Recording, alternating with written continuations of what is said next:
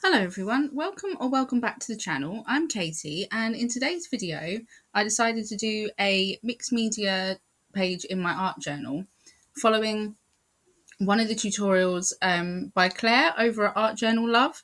I will leave the link to her channel and video that I watched down below just in case you'd like to go and check them out. I highly recommend checking them out because she does really good videos.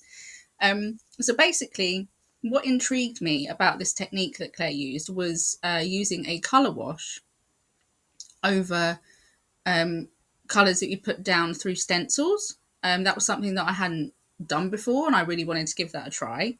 My page ended up going a bit more on the grungy side than Claire's did. Claire's was really bright and bold and beautiful. Mine's very grungy. Basically, I think the reason why mine went a bit grungy is because I wasn't patient enough in between doing the colour wash and the colours that I'd already laid down. So some neutrals happened unintentionally. And also the colour that I'd picked to do the colour wash with was very similar to one of the colours that I'd already used. So it kind of blended in too much. So when I give this another go, I'm going to make sure I use colours that are a bit more contrasting. And then I think that will give me a much more brighter page. So in order to kind of dampen down the background a little bit, because I wasn't very happy with where it was going, I put down some white paint and then I put some black paint over the top of that to make a feature on the page.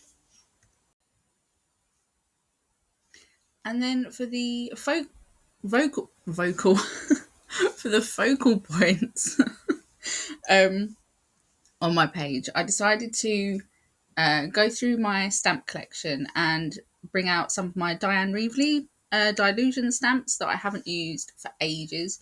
But I really find these cute little monsters really cool to use, and I haven't used them for ages. So I thought I'd give that a go and make a little focal point with those and colour them in using some Dilutions inks that I put in water brushes, which is a technique that Diane Reevely uses. I will leave the link to her channel down below as well. So yeah, that's pretty much all I have to say about this page, really. I really enjoyed making this page, considering that on the day that I did it, I wasn't really in the best kind of spirits. But I wanted to do something creative to try and pull me out of that, and this page definitely did that. So with that, I hope that you check out those channels that I mentioned and give those videos a watch. If you enjoyed this video, please consider liking and subscribing to my channel.